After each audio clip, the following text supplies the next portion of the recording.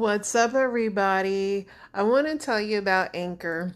If you haven't heard about Anchor by Spotify, it's one of the easiest ways to make a podcast with everything you need all in one place. Let me explain.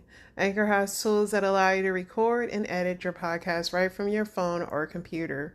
When hosting Anchor on Anchor, you can distribute your podcast on listening platforms like Spotify, Apple Podcasts, and more. It's everything you need to make a podcast in one place. And best of all, Anchor is totally free.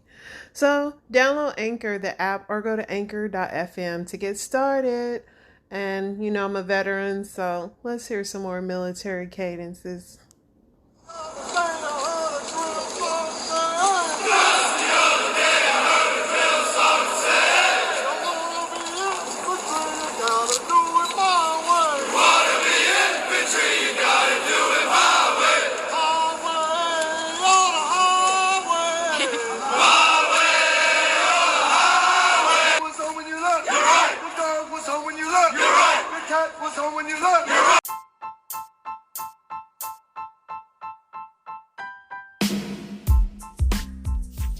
What's up, family? Here I am again, back talking to you little crazy animals.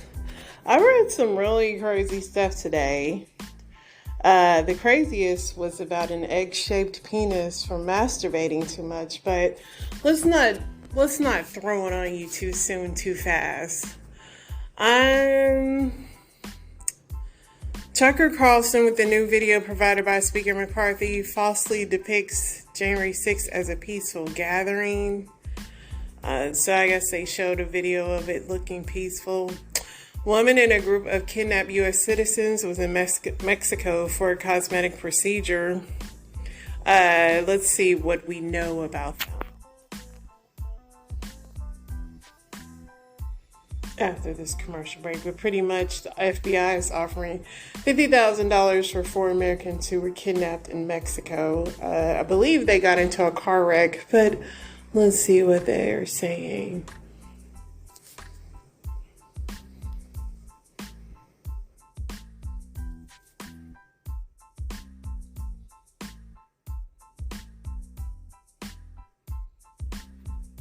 In northern Mexico. Here's what we know as of this news hour. The FBI reporting the Americans drove into Mexico on Friday through the city of Matamoros.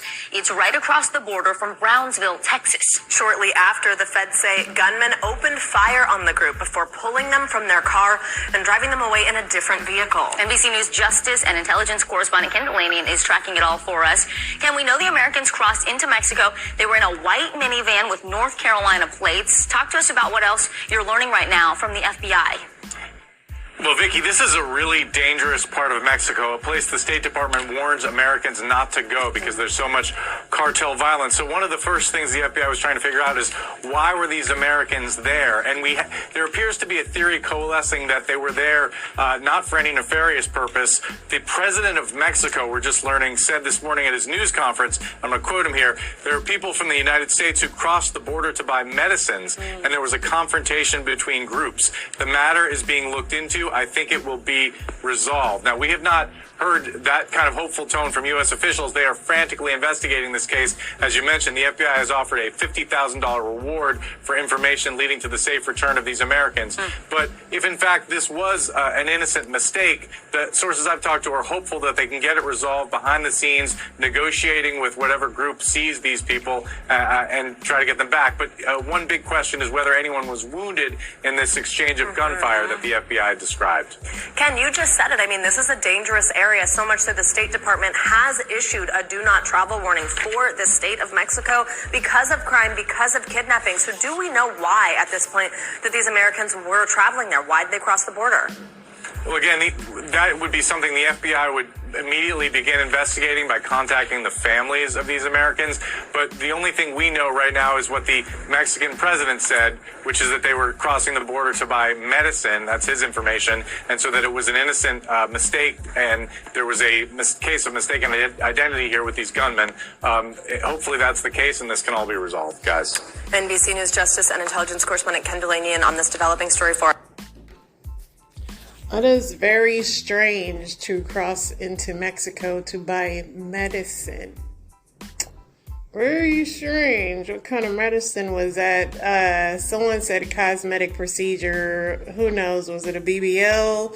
Were they trying to get a Z-Pack? Like, who knows? It's kind of not worth it, but I don't get it. But, you know, I don't know, dude. Biden administration is considering restarting family detention for migrants. Biden is, they're saying that they stopped the detention, but they're considering bringing it back. Who knows? I mean, it's still out of hand.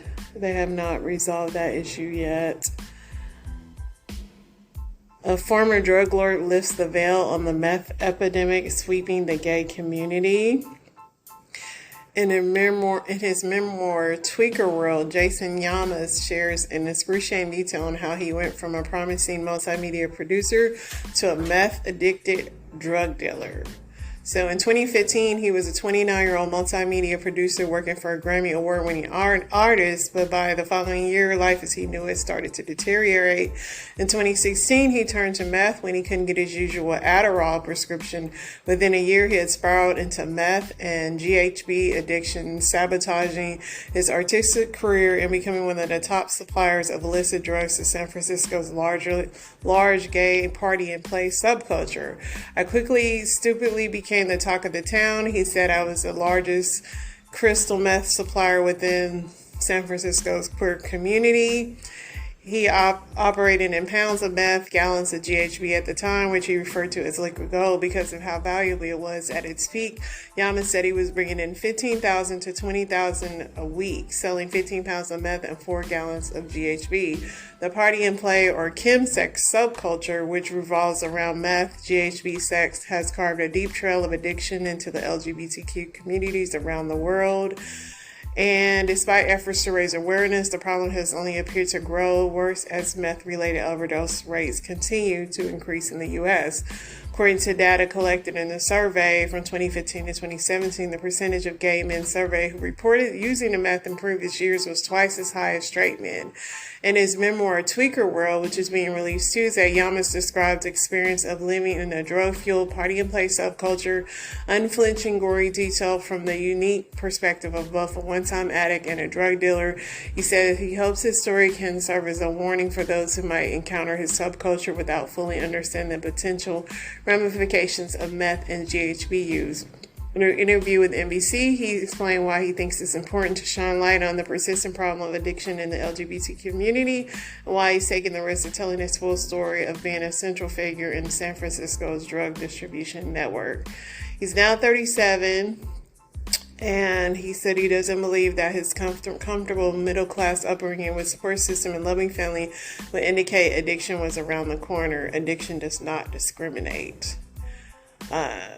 For many gay men, meth is first posed to them as a form of sexual enhancement or a way to extend the party, with some reporting that they first tried meth without even knowing what it was.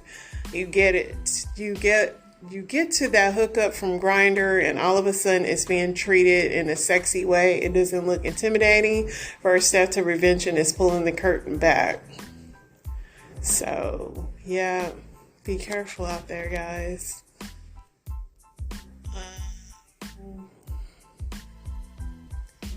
So Atlanta had a whole 23 protesters for their little Cop City situation going down there. Let's see what they have going on.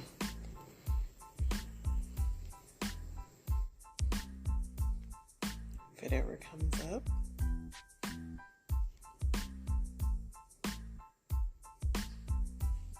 In Atlanta, a chaotic clash. Atlanta police released this video that they say shows rioters throwing fireworks at officers and setting construction vehicles and a trailer on fire. In the end, 23 charged with domestic terrorism. You throw Molotov cocktails, large rocks, a number of items at officers. Your only intent is to harm. Police call it a coordinated attack by violent agitators. Of the 23 arrested, only 2 are from Georgia, while protesters say it all started at a family-friendly music festival and that officials used excessive force to arrest some who were not involved. All of it centered around a planned public safety training center that opponents have dubbed Cop City. The planned site is right here, 85 acres just outside of Atlanta, a training facility for both Atlanta police and fire. Now, officers have been stationed nearby, but they say they're going to increase their presence in the coming days. Officials tout it as a way to improve community policing. This is where your community and neighborhood watch programs will learn how to keep your neighborhood safe. But critics say it will do just the opposite. 90 acres of the forest are going to be destroyed right away to build Cop City. So we see this as a further militarization of the police. This is the latest flashpoint in a fight that has stretched well over a year. In January, a protester was killed, a Georgia State Patrol trooper injured. Tonight, protesters say that this is just the start of a week of demonstrations. Blaine Alexander, NBC News, Atlanta. So I really don't know the outcome of this because Atlanta does have a crime issue, which most cities do, but it is definitely a big city, and I just don't even know. I mean, the cops are obviously definitely militarized, but crime has continued to grow, so I really do not know how or why, what the resolution would be for this. So a family is suing Airbnb after their 19-month-old dies of a fentanyl toxicity during the stay in the rental. The family who died, she died August 7, 2021, while her family was staying in a rental during a visit from France. The family said they were staying in Florida. The toddler died of acute fentanyl toxicity, and the manner was ruled as accidental by the Palm Beach County's medical examiner. However, it's not clear how the child ingested the fentanyl, a parasynthetic opioid that is 50 to 100 times stronger than morphine, or where it came from. The lawsuit alleges that while the Airbnb listed advertised unit as peaceful place to stay, it had a history of being used as a party house. So I'm assuming that the kid had found it. The mother said that she booked a 4-bedroom, 2-bath lake house in an affluent residential neighborhood for family vacation for herself and her husband. Family checked into the rental property and played and relaxed with her siblings. They took a nap with the older sister as in one of the beds. More than an hour into the toddler's nap, she went to check on her and found her unresponsive and foaming from the mouth. She performed chest compressions on the child, and the family called 911, and she was taken to the Florida Palms West Hospital, where she was pronounced dead. So definitely got to be scary. I mean, Airbnbs are definitely used for party houses, so I can absolutely see how that happens. And people that rent them, especially when you have small children, you almost have to comb the area for real. I know I'm big at trying to clean on top of the so-called cleaning that they're cleaning people come. Let's see what else. All right, let's get into this the mushroom penis story that still kind of has me like my mind is kind of crazed by that. So Virginia Giuffre, she is the one who said that Prince Charles she was sex trafficked to Prince Charles by Epstein, but they are going back at it. Her and this lady, I forget her last name is O, but they're saying that one of Jeffrey's accused recruiters has filed a new legal claims against Virginia Roberts, detailing how Giuffre allegedly performed oral sex on her to turn on the pedophile financier. Rena O is her name. 43 alleges in the Manhattan Supreme Court that papers were filed Friday in early 2001 while she was in Epstein's townhouse in a massage room. A giggling Giuffre performed oral sex on her as the twisted millionaire, who is Epstein, watched and masturbated. And supposedly his penis is egg-shaped. So let's listen.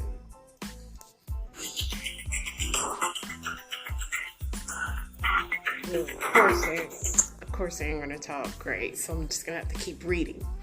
Okay, so Rena O told the Post in a separate interview that it was clear that something was off with Epstein. She said he had an egg-shaped, deformed penis, backing up previous claims about Epstein's manhood, and speculated that it came from masturbating too much. I was thinking I wanted it to stop, she said of Guthrie's alleged sexual assault on her. I wanted it to end as quickly as possible. Rena O made the allegations against Guthrie in the latest court salvo between the pair, who have been duking it out since 2001, when O filed a $10 million defamation case against Guthrie for naming her as Epstein's recruiter.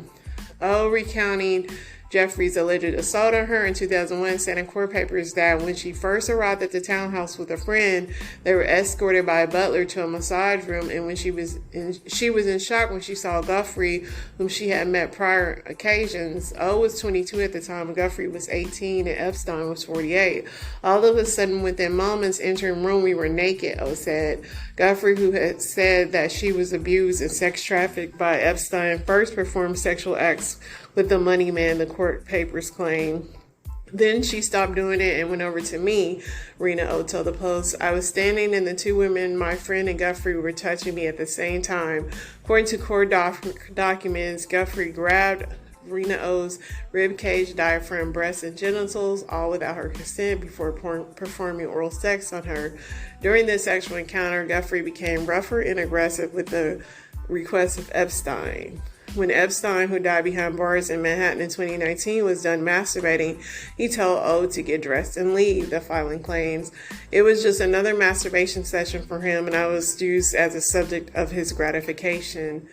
Rena O told Jersey-based artist used to describe the head funder as her older, rich boyfriend, but has since said she realized she was really a victim of sexual abuse by Epstein and his gang, including Guthrie.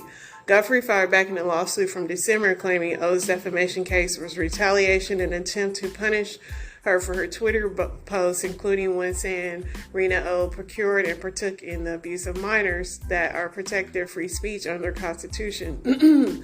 But Rena O responded, she has been bullying me to silence when I am a victim. I never touched her. She did things to my body without my consent. Guthrie, who has been described as Epstein's sex slave, alleged that Epstein sex trafficked her to Prince Andrew, and she claimed the Duke of York had sex with her 3 times in a lawsuit against the royal. Andrew, who was stripped of his military and royal titles in January 2022, settled Guthrie's case for an estimated $12 million in February of 2022. Guthrie's lawyers did not immediately return. I think I said Prince Charles earlier, so I meant to say Prince. What's the dude's name? One of the princes. Let me go back. I want to say the correct thing. But let's be clear, all of them were completely, I think they were all pawns and they were all like jacked up. And Prince Andrew, they're all jacked up mentally, and they're I mean, that, will they ever release the book? Like, will we ever know? I feel like all these people need to be institutionalized in some kind of way, whether behind bars or mental facilities, because they're all jacked up. Anytime you walk into a room to a naked man with an egg-shaped penis masturbating, that's your first, red flag. I just don't, these stories are crazy and wild, and I don't see how there's a resolution for any of these people mentally, and especially until we get that list, we'll never know, what really happened and who did what, really, because there's just so many rumors and all that going on. Let's see what else we have.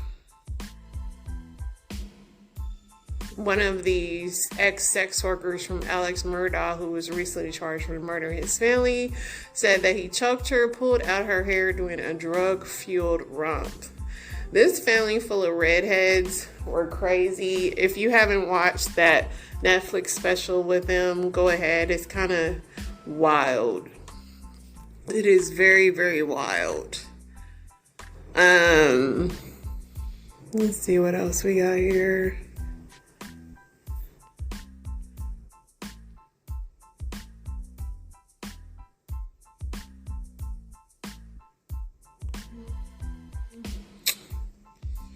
One thing that we really care about, that I care about anyway, Amy Robach and TJ Holmes are still going strong.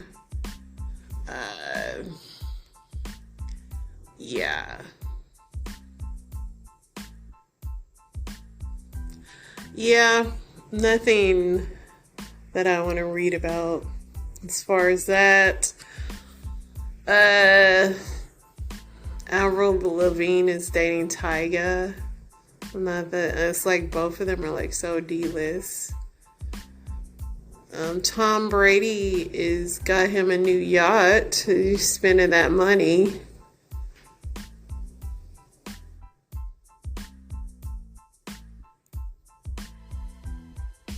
Let's see what else we got here. Patrick Mahomes' brother, Jackson. This dude, I just don't even know. I've just been seeing so many stories about him. He's young, rich, and stupid.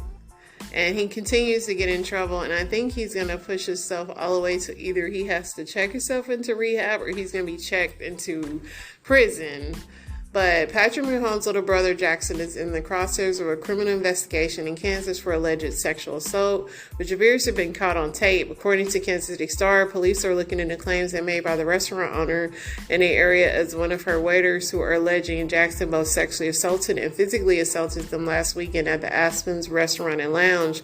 The owner, 40-year-old Aspen Vaughn, provided KCS and cops with surveillance footage where she says she captured last Saturday when this alleged assault happened. In a clip, you can see a man whom she says is Jackson wrap her up in his arms and forcefully kiss her. It just doesn't happen once, by the way. You see this man go for kisses at least twice. Vaughn says she believes Jackson was intoxicated, but nonetheless, his advances were unwelcome. When she says she made it clear to him in the moment she didn't want to. Early that same night, one of Vaughn's waitstaff claims Jackson shoved him out of a private room he was dining in with his entourage. This after the waiter smelled weed and tried to get them to stop. The waiter alleges Jackson and his crew shoved the guy out and told him to scram. Apparently, Jackson frequents this place a lot and knows the owner's stepdaughter. At least that's what she's saying. But in this case, she claims he crossed several lines. Vaughn says she and her hubby kicked Jackson and his friends out after alleged forcible kiss, and the cops were called shortly thereafter. As far as we know, Jackson hasn't been arrested yet, but his attorney has spoken out and defended his client, saying he's innocent. His lawyer, Brendan Davies, says Jackson has done nothing wrong. Our investigation has revealed substantial evidence of refuting the claims of Jackson's accusers, including the statements of several witnesses. We have reached out to law enforcement to provide the fruit of our investigation, so they have made a complete picture matter. The Kansas City Star says Jackson is under investigation for alleged sexual assault of a woman, but not for the alleged assault of the waiter. It's unclear the waiter is going to press charges, but Vaughn says the cops already told her they're pursuing the alleged kiss without help or not, and she says she's going to cooperate with the probe. Jackson himself hasn't said anything publicly, neither has Patrick Mahomes. And this dude, he's just been getting in trouble, like I said, for the longest time, and it's like actually just absolutely embarrassing, dude, because it's like, you're not the one with the money, your brother is. And it's sad because it's like Mahomes is just trying to, play football, and he's got this little rotten brat of a brother who's constantly just being a little douchebag. It's kind of wild. Let's see what else. Let's get into some dating nightmares. I'm sure that there are plenty, but let's get into those. Those are always the best ones. The best is yet to come. Let's see what we got here.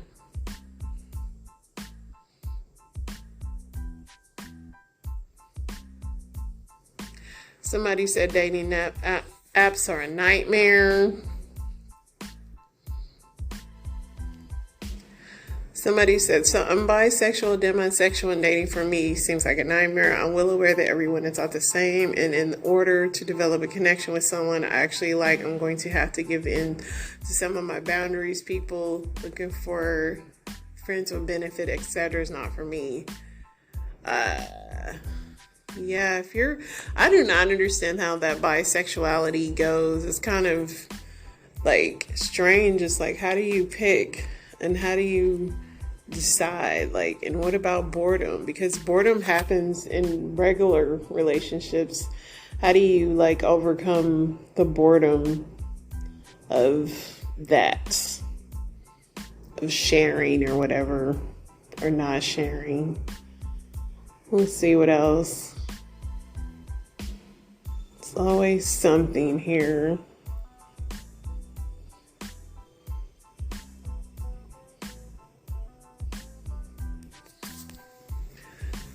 Let's see here.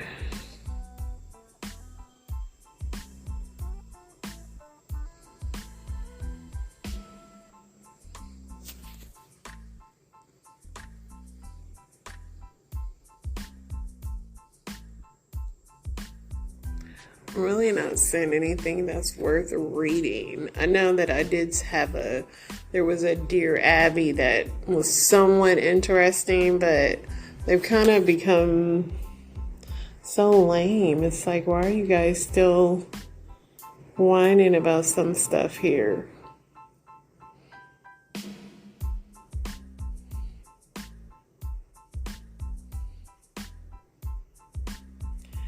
Dear Abby, my husband and I relocated to Florida a little over a year ago, and we were quickly welcomed into our neighborhood. 2 couples in the neighborhood are gay, 1 male, 1 female. While they are nice enough, my husband and I did not include them when it was our turn to host because we do not approve of their lifestyle choices. Since then, we have been excluded from neighborhood gatherings, and someone even suggested that we move from here.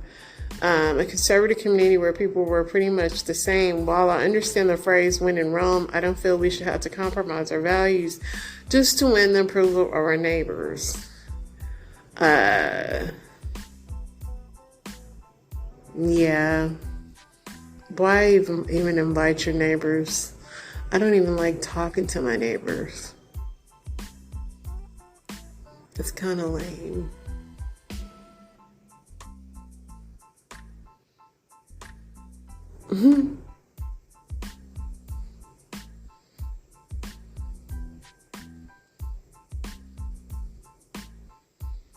Let's see what else we got here.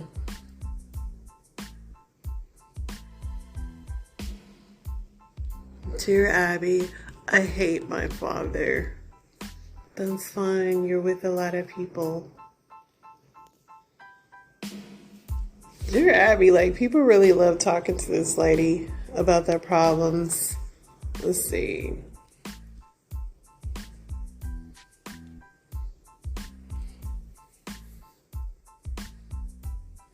What is your number 1 golden bit of relationship advice you wish you knew sooner? It took me a while to learn this, but with my current partner, it came quickly as they are often quite with me. When your partner is moaning, venting, complaining about their job, colleague, feeling, or something in their life, they do not want you to fix it. My go-to response, what can I say to make it better? What advice can I give? What would I do? No, a lot of time you should just let them vent and express themselves. That's it. That is good advice. Sometimes people just want someone to listen. Someone said relationships are work. They require mutual trust and respect. You can work through the hard times. If someone doesn't love you, you can't make them stay. Very true. If they do something that isn't your preference, don't make a major deal about it. Just fix it yourself. Examples like unloading the dishwasher a different way or not putting house keys away in the right place. Too many relationships are ruined by people just constantly making a big deal out of smallest mundane issues. Very true. Because sometimes everybody doesn't share your OCD. I know me and my husband, we have different levels of OCD, and I have this thing where I don't like anything left out on the sink or nightstands or anything, or my husband, he likes to do that. And I have that kind of house where I like to think, I don't like people to know what medication I'm taking, what hair products I'm using. I kind of like everything put away, so it's just kind of my obsession, but I don't go crazy with him on it. I think that, yeah, when you get married, it's like a permanent roommate. So you got to kind of You gotta pick your battles. Definitely good advice there. Men, what relationship advice would you give us women? Be direct and communicate. Guys don't get hints, and a lot of times don't realize something is wrong unless we're directly told. There you go, ladies. That is a long one. Love the person you're with, not the person you think they should become. That's the thing, and I think that people really have to check in with that, because a lot of people think they're doing that, but they're really just loving this mirage of this person that they think, and it's totally not the person. So you gotta really is this person, am I loving him for his potential, or is this just a guy that is going to be the guy? I mean, obviously in relationships, you guys are going to become better over time because you want to do it for each other, not because you're trying to fix each other, though. You kind of gotta, it's kind of like an old car, it's going to have some issues along the way, but you're going to try to make it continue to run as smooth as possible. To me, that's how you explain marriage and relationships. You're both going to get old together. Things are going to break down. It's going to get bumpy, but the journey is the best part. And the things you learn along the way, and you might learn things with each other, but if that car is reliable, you just keep riding it. Someone said, if you want to have sex with me, then do something about it. Don't just lay there as I'm hopping into bed and then a week later get angry at me because we didn't have sex. Being a guy who needs to be the one who initiates all the time is the worst. It's mostly being denied, which just makes us feel unwanted. Don't be that person. Very true. Sometimes, ladies, you have to initiate with your husband. Believe me, my husband, if it's up to him, it would be every day. But he loves sometimes I'm the initiator. You can't always just depend on him. And you gotta bring out different characters. You have to,